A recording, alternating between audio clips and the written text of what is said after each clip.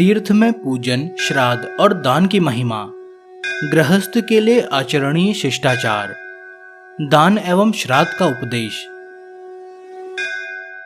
सारस्वत मुनि कहते हैं, जो गंगाजल, मधु, घृत, कुमकुम, अगर, चंदन, गुग्गुल, बिल्व पत्र, गूम का फूल आदि आवश्यक वस्तुओं का भार कंधे पर रखकर पैदल तीर्थ यात्रा करता है और तीर्थ में स्नान करके शिव, विष्णु तथा ब्रह्मा जी का दर्शन करता है एवं उन्हें फूल चढ़ाता है, वह सब बंधनों से मुक्त हो प्रलय काल पर्यंत भगवान शिव का पार्षद बना रहता है। जो स्त्री, पुत्र, मित्र, भाई तथा सज्जन पुरुषों के साथ तीर्थ यात्रा करता है तथा तीर्थ में वहां के प्रधान देवता का चिंतन करता है, वह उत्तम गति को पाता है। सुंदर देवमूर्ति का निर्माण करके उसे रथ पर स्थापित करें। फिर चंदन, अगर, कपूर, कुमकुम, भांति भांति के पुष्प, धूप, दीप, गीत, नृत्य और वाद्य आदि के द्वारा उसकी पूजा करें। जो यूं करता है वह जन्म भर के पापों को भस्म करके तेजोमय, सर्वव्यापी तथा विश्व की उत्पत्ति करने वाले भगवान पुराण पुरुष का दर्शन करता और मुक्त हो जाता है। तीर्थ में स्नान करके संध्या वंदन, श्राद्ध तर्पण आदि करने के विषय में ब्राह्मण की आज्ञा लेनी चाहिए और उसकी बात माननी चाहिए। तदंतर दर्भ, तिल और हविष्य अन्न का श्रद्धापूर्वक प्रयोग करना चाहिए। तीर्थ में अगस्त्य, भृंगराज एवं कमल के पुष्प, कपूर, अगर, चंदन, कुमकुम और तुलसी दल को आदि को संकल्प पूर्वक चढ़ाने पर अनंत पुण्य की प्राप्ति होती है।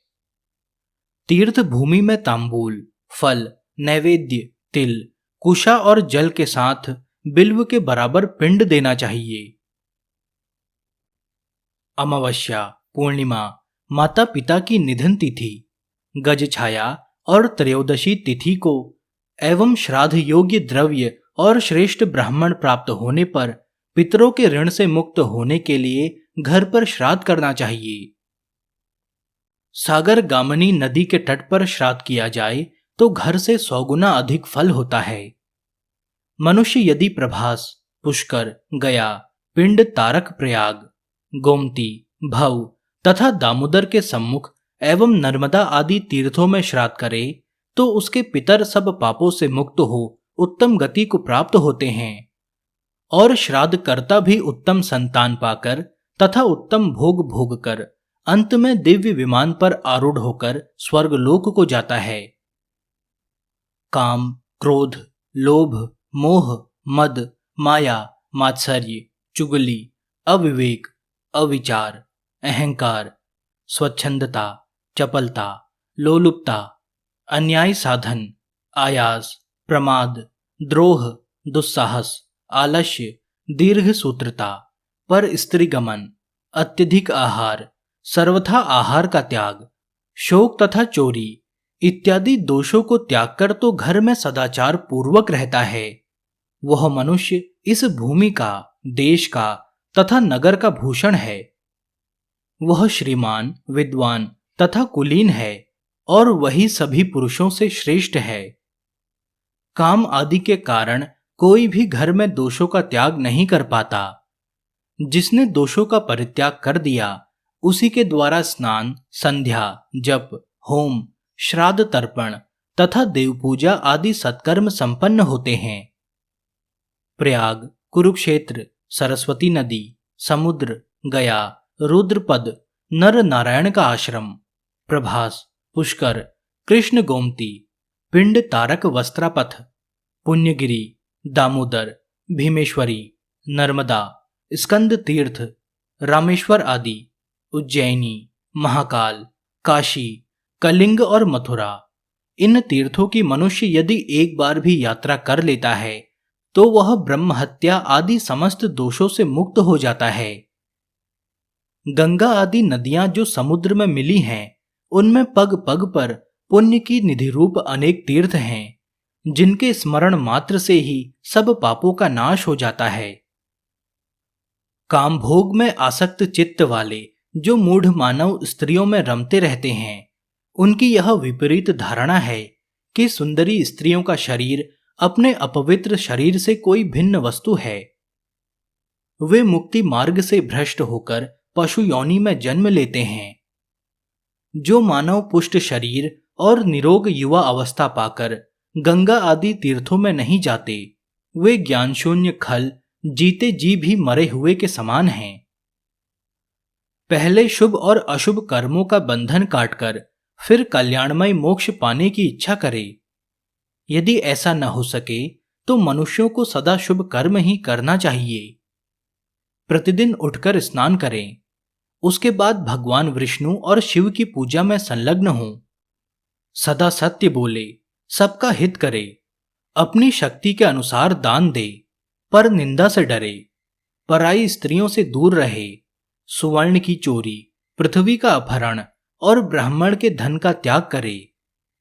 ब्राह्मण, स्त्री, राजा, बालक, वृद्ध, तपस्वी, पिता, माता तथा गुरुजन, इनका मन से भी कभी अप्रिय न करे। देश काल का ज्ञान तथा पात्र और अपात्र का विवेक रखना चाहिए। गृहस्थ पुरुष याचकों को छाया, तृण, अन्न, वस्त्र, मट्ठा, अग्नि, ईंधन, कांजी, औषधि और शाक दे।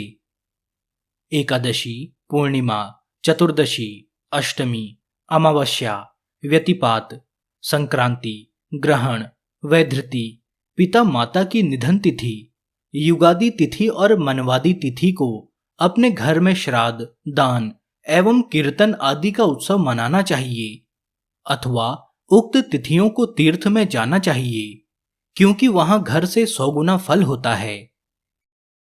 गृहस्थ पुरुष इंद्रियों को वश में करे, मदिरा पीना और जुआ खेलना छोड़ दे, विवाद में जाना और युद्ध करना यत्न पूर्वक त्याग दे।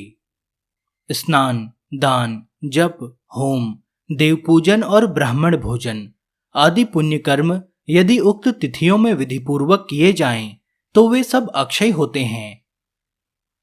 किसी श्रेष्ठ ब्राह्मण को एक भी गौ अवश्य दान करें, जो वस्त्र और आभूषणों से विभूषित, दूध देने वाली, बछड़े वाली और नई हो। जो एक भी गाय ब्राह्मण को दान करता है, वह सब पातकों से मुक्त हो जाता है।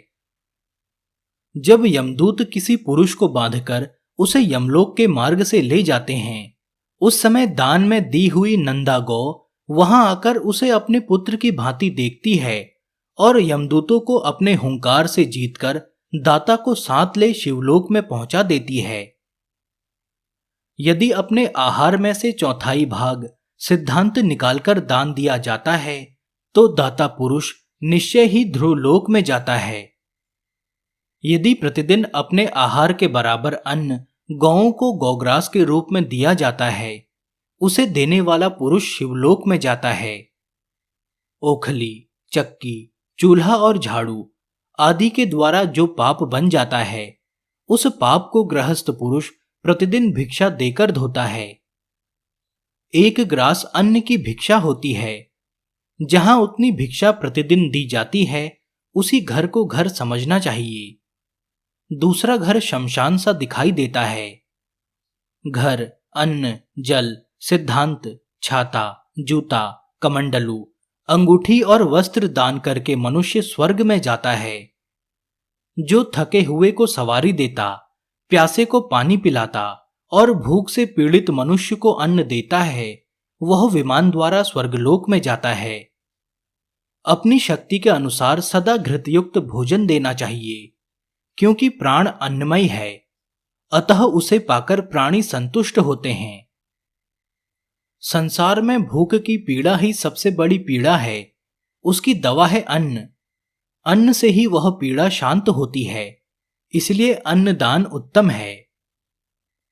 अन्न, वस्त्र, फल, जल, मट्ठा, शाक, घृत, मधु, पत्र, पुष्प, जूता, गुदड़ी, छड़ी, कमंडलू, छाता, पात्र, विद्या, पुस्तक, देवपूजा, कन्या, कुश, यज्ञोपवीत, बीज, औषधि, ग्रह, रत्न, क्षेत्र, यज्ञपात्र, योगपट्ट, पादुका, काला मृगचर्म, बुद्धिदान, धर्म उपदेश तथा धर्म कथा, इन सब के द्वारा सदैव दान करते रहना चाहिए।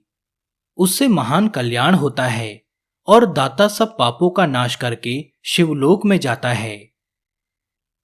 श्राद्ध में कुलीन, वेदज्ञ, क्रोध रहित, स्नानशील तथा अपने देश के अनुकूल सदाचार में तत्पर गृहस्थ ब्राह्मणों को भोजन कराना चाहिए। श्राद्ध के एक दिन पहले निष्काम, लोभ रहित एवं निरोग ब्राह्मणों को निमंत्रण देना चाहिए, किंतु गांव भर की पुरोहिती करते हो उनको नहीं। उन निमंत्रित ब्राह्मणों के आगे विधिपूर्वक पिंडदान करना चाहिए। बिना श्रद्धा के किया हुआ श्राद्ध दूसरे के किए हुए के समान निष्फल होता है। अतः क्रोध त्याग कर श्रद्धापूर्वक श्राद्ध का अनुष्ठान करना चाहिए।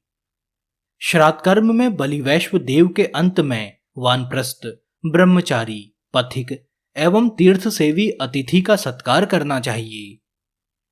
गृहस्थों को चाहिए कि वे अपनी शक्ति के अनुसार सन्यासियों का सदा ही पूजन करें